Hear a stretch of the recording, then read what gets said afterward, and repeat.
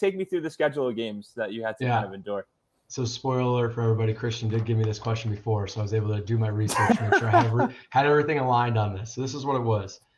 December 20th, Sunday, Saints home game against the Kansas City Chiefs. Friday, Christmas Day, home football game, Friday, the 25th. Then we had his Pelicans game on Sunday. Sugar Bowl, as some people worked, that following Friday. Saturday was the Pelicans regular season home opener. And then we played Monday, Wednesday, Friday of that week. End of that week was Saints playoff game on Sunday against the Bears. And then we had a home playoff game against the Bucks. The following week, 4 Saints home games in 5 weeks, 5 Pelicans home games in 2 weeks, mixed with rehearsals, onboarding to employees, testing protocols, balancing all that. And then also my wife wanted to buy a house at that time.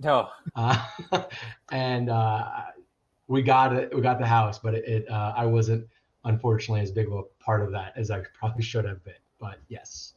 Hold on, I'm gonna go run through the store. You're gonna keep saying all the stuff that the list has kept going on. Exactly, game presentation, the gift that keeps on giving. So you were busy, but we spoke back.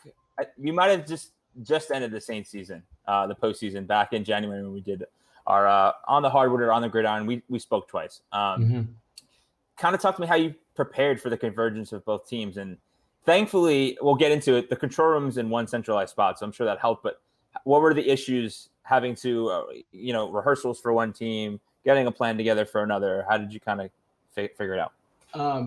Frankly, the biggest issue, as you can imagine, was just time. Right.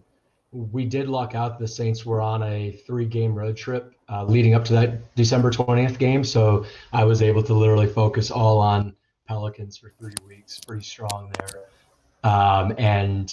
And I was able to say to my associate at the time, I was like, hey, I need you to prep for Saints for that upcoming game and on the 20th. And so we were able to really focus and dive deep into Pelicans. I had a lot I had to learn, working with our sponsorship team, with operations, about the protocols at the building, PA announcers, to new music operator we brought in, to working with our special effects, all that crazy stuff in a very, very, very tight condensed window.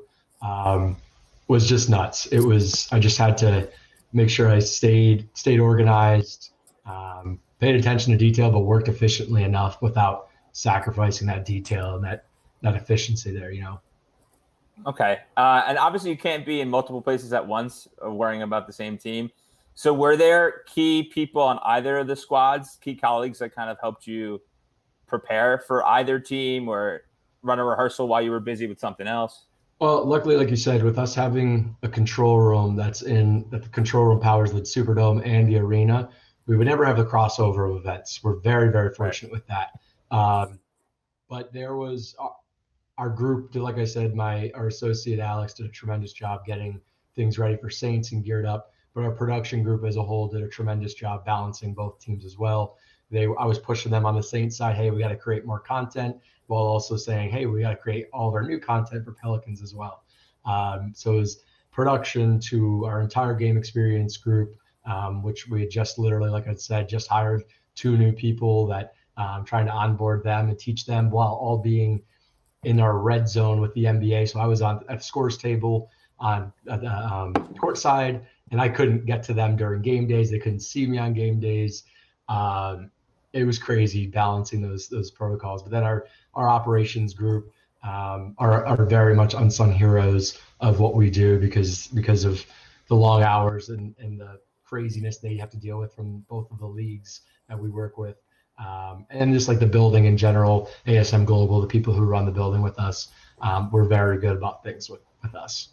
Okay, awesome. Right. We were also really fortunate though to have Saints already going into Pelicans, because we knew what to expect from a fan standpoint primarily, because like we knew it's such a weird experience for the fans the first times they're in there, but because we were able to kind of prep with that a little bit through our 10 games with Saints, we kind of were able to get a different mentality with things going into Pelican season. Right, and if you can handle the Superdome and the production elements with the crowd sound and all that in that huge stadium, that dome, you can handle what was to come in the Smoothie King Center, I'm sure, right? Yes. Yeah, definitely.